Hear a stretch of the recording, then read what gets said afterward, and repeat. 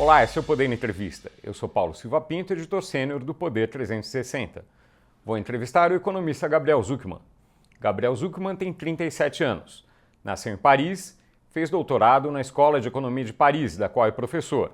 Também é professor associado da Universidade da Califórnia em Berkeley, nos Estados Unidos. E é diretor do Observatório Fiscal da União Europeia. Professor Zucman, je vous remercie pour cette entrevue.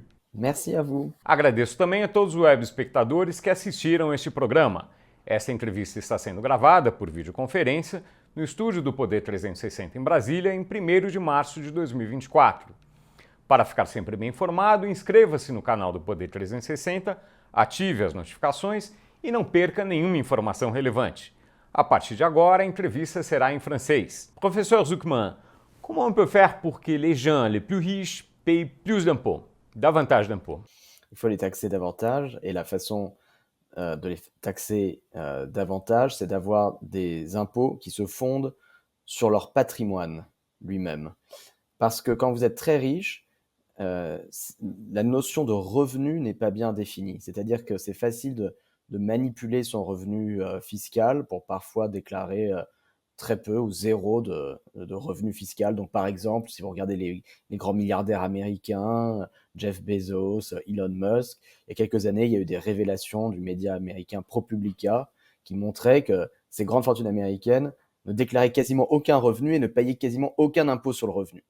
Et la façon la plus évidente de répondre à ce problème, c'est d'avoir une forme d'imposition qui se fonde sur la richesse elle-même, parce que la notion de richesse, elle est difficilement manipulable par les très grandes fortunes. Voilà, si vous êtes milliardaire, ça veut dire que vous avez plus d'1 milliard de dollars d'actifs nets de dettes, et donc ça, on peut le taxer assez simplement. Si je ne me trompe pas, votre proposition, c'est de taxer 2% de patrimoine des gens les plus riches, des milliardaires, 2% par an.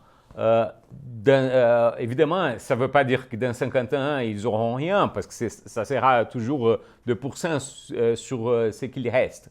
Mais bien sûr, dans quelques années, plusieurs années, il aura un important décroissement de leur richesse. Est-ce qu'ils accepteront ça? Alors, c'est vrai que les grandes fortunes détestent l'impôt sur le patrimoine. C'est vraiment l'impôt qu'elles aiment le moins. Et c'est un bon signe, hein. Ça veut dire que c'est vraiment l'impôt qui marche le mieux potentiellement pour ces grandes fortunes. Donc, le fait qu'il y ait des résistances, je ne veux pas les sous-estimer, bien sûr qu'il y aura des résistances au type de propositions que j'ai pu formuler, mais de mon point de vue, c'est bon signe. Ça veut dire qu'effectivement, si on arrivait à mettre en œuvre ces mesures, ça ferait une réelle différence. Dans le rapport mondial sur l'évasion fiscale 2024 que l'Observatoire européen de la fiscalité que je dirige a publié l'année dernière, on estime qu'un impôt minimum coordonné au niveau international de 2% sur la fortune des milliardaires générerait de l'ordre de 250 milliards de dollars de recettes fiscales supplémentaires au niveau mondial. D'accord ? Des milliardaires, il n'y en a pas beaucoup, hein. Il y en a à peu près 3000 à l'échelle mondiale. Ils payent très peu d'impôts sur le revenu aujourd'hui. Donc, la proposition qu'on formule, c'est de dire qu'ils devraient payer chaque année en impôts sur le revenu l'équivalent d'au moins 2% de leur fortune. Donc, quelqu'un qui paye déjà beaucoup d'impôts sur le revenu aujourd'hui n'aurait rien de plus à payer. Et quelqu'un qui paye très peu ou zéro impôt sur le revenu, comme ça arrive parfois même fréquemment parmi les milliardaires, devrait payer un surcroît d'impôt sur le revenu qui serait égal à 2% de son patrimoine. Donc si votre fortune c'est 100 milliards de dollars, cette personne qui aujourd'hui paye zéro devrait payer 2 milliards de dollars d'impôts. Donc évidemment, il va y avoir des résistances, mais en même temps, tout le monde comprend que ce taux de 2%, c'est une proposition assez modeste, hein. C'est vraiment, on ne parle pas de confiscation, on est très loin de la révolution communiste. Vraiment, c'est simplement une mesure de justice fiscale minimale pour essayer de résoudre ce problème fondamental de régressivité des systèmes fiscaux contemporains et le fait précisément en particulier que les très grandes fortunes ont des taux effectifs d'imposition nettement plus faibles que les autres catégories sociales, ce qui ne me semble pas soutenable politiquement, ce qui ne peut que conduire à une réduction de la confiance dans les gouvernements et un affaiblissement de la démocratie. C'est un peu de 2%. Ça commencerait de quel niveau? Ça serait que pour les milliardaires ou des niveaux un peu plus bas aussi? Comment ça serait? Alors, je pense que initialement, du moins, il faut commencer par les très très grandes fortunes. Alors, on peut débattre de ce que ça signifie, mais c'est vrai que pour, pour, pour fixer des idées, pour démarrer une conversation, on a fait cette proposition de se concentrer pour commencer sur les milliardaires en dollars, les gens qui ont plus d'1 milliard de dollars de patrimoine, d'actifs nets de dettes. Mais c'est c'est un début, hein, ce ne serait pas la fin, évidemment. Je pense que c'est important de montrer que ces très grandes fortunes qui aujourd'hui sont structurellement sous-taxées, massivement sous-taxées, qu'on peut les taxer davantage. Et une fois qu'on aura fait la démonstration que c'est possible et qu'on y arrive, alors il deviendra possible d'abaisser le seuil d'imposition parce qu'après tout, les problèmes d'optimisation fiscale, les problèmes d'évasion fiscale se posent aussi pour des gens qui ont des centaines de millions de dollars de patrimoine, des dizaines de millions de dollars de patrimoine.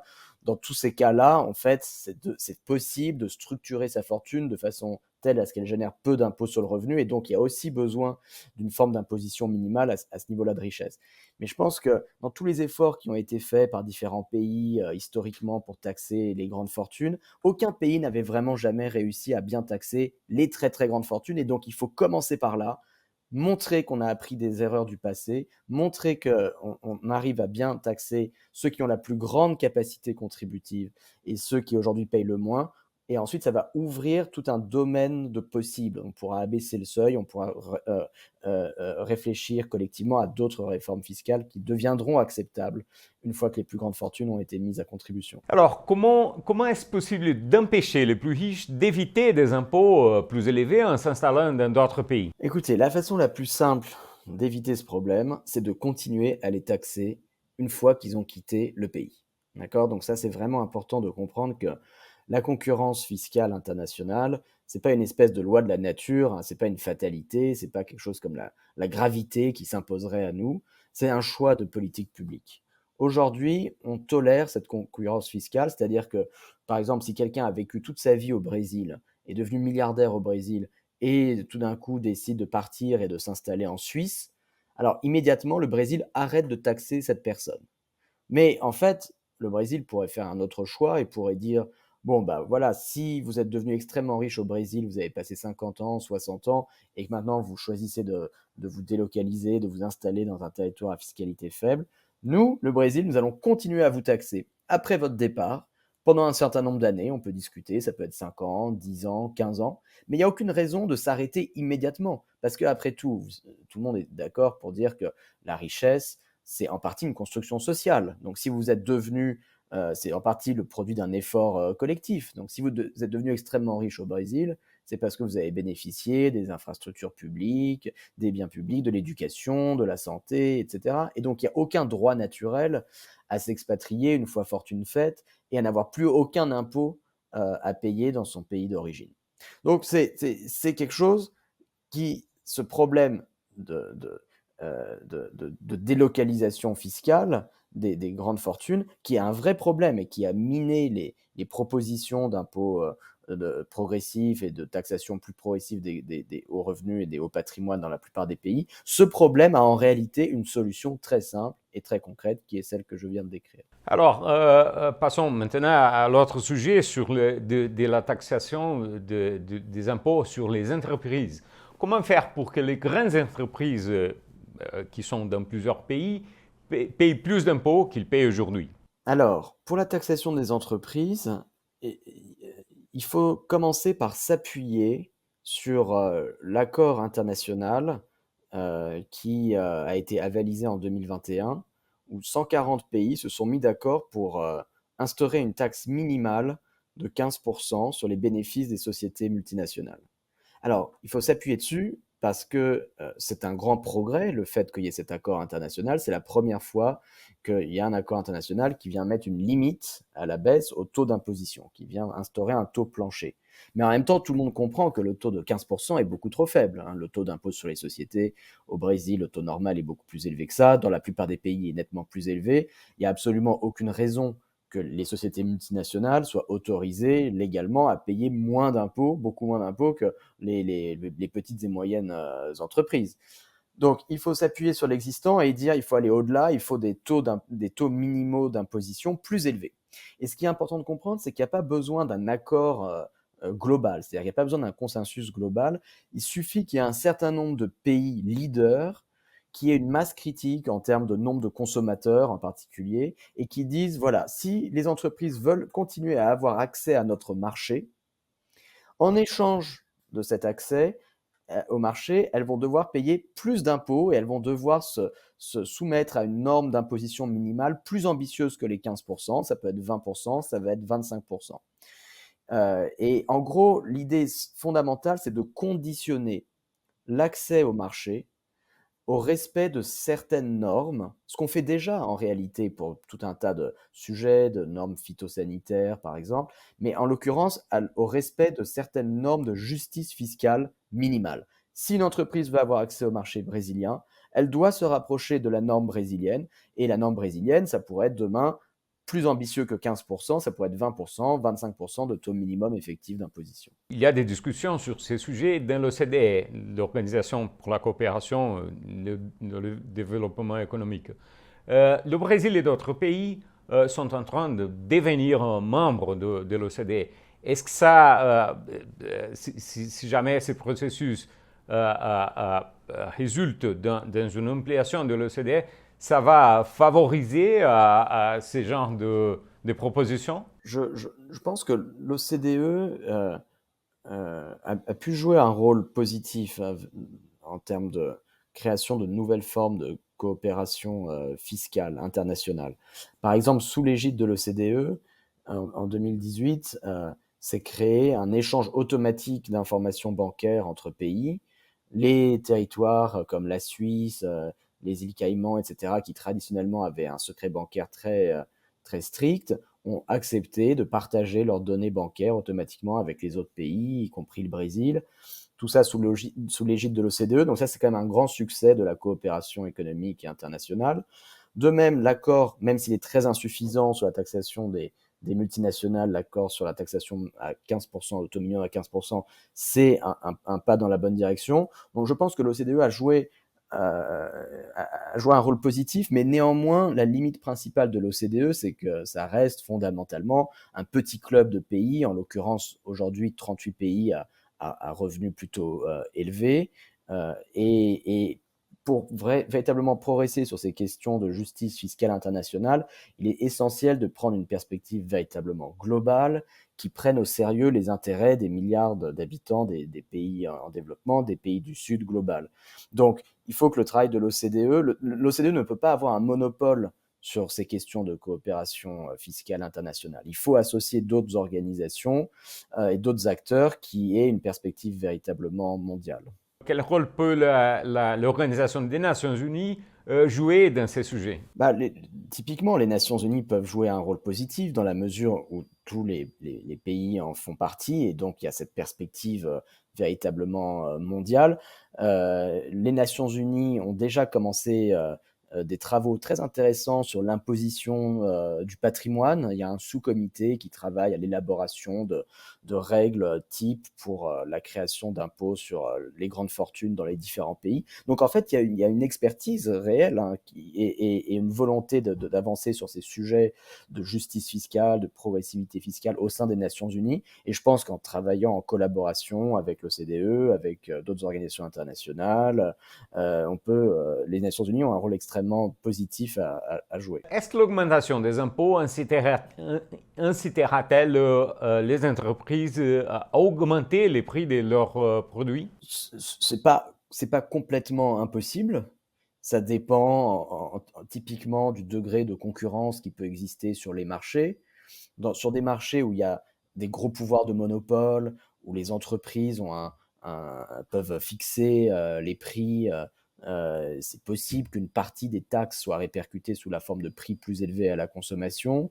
Dans les marchés où il y a beaucoup de concurrence, où les entreprises n'ont pas de pouvoir de marché, ne peuvent pas vraiment fixer les prix, c'est moins probable. Simplement, il faut regarder le calcul d'ensemble, c'est-à-dire qu'il est possible qu'une partie de ces taxes se répercute en prix un peu plus élevés à la consommation. Donc ça, c'est vrai que c'est quand même un aspect économique négatif. Mais de l'autre, il y a un aspect économique très positif, qui est d'abord que ces taxes peuvent générer des recettes fiscales supplémentaires qui pourraient être utilisées pour financer la santé, l'éducation pour tous, la construction d'infrastructures publiques qui sont vraiment les moteurs de la croissance économique et du développement. Et puis de l'autre, ça permettrait de réduire les inégalités fiscales qui risquent sinon de miner nos démocraties. Donc il y a, bon, comme tout le temps, hein, en matière de politique économique, il y a des arbitrages à faire, mais si on essaie de quantifier tout ça rigoureusement dans des modèles économiques, on voit que les aspects positifs dominent très nettement les aspects négatifs potentiels en termes de petites hausses de prix. La critique de ce type de proposition, c'est très connu, est que l'État devrait réduire les coûts et les impôts dans tout le pays. Comment répondre à cela? C'est assez simple de répondre à cela parce qu'en réalité, quand vous regardez tous les pays qui sont aujourd'hui les plus riches, hein, qui ont le niveau de revenus par habitant le plus élevé, ce sont tous des pays qui ont des taux de prélèvement obligatoires élevés, de l'ordre de 35, 40, 45, 50% du produit intérieur brut, du PIB. Au contraire, les pays les plus pauvres, ce sont tous des pays qui ont des taux de prélèvement obligatoires faibles, hein, très faibles, de l'ordre de 5 à 10% du PIB. Et cette corrélation entre niveau de développement et poids des prélèvements obligatoires n'est pas une coïncidence. La raison pour laquelle il y a cette corrélation très forte, c'est parce que le moteur essentiel de la croissance économique, ce qui est vraiment essentiel pour le développement, c'est le financement, c'est l'accès à l'éducation de qualité pour tous, c'est l'accès à la santé de qualité pour tous, c'est les infrastructures publiques. Et on sait que tout ça, ça nécessite des impôts, hein, des financements publics tout à fait significatifs. Donc ça, c'est la grande leçon, si vous voulez, quand même, de l'histoire économique mondiale depuis plusieurs siècles. C'est que si vous voulez vous développer, il faut investir massivement dans l'éducation pour tous, dans la santé, dans les infrastructures, et on ne peut pas faire ça en se passant d'impôts. Donald Trump, alors qu'il était président des États-Unis, il a réduit les impôts des entreprises. S'il redevient président des États-Unis, sera-t-il plus difficile d'augmenter les impôts dans d'autres pays? Non, je pense que il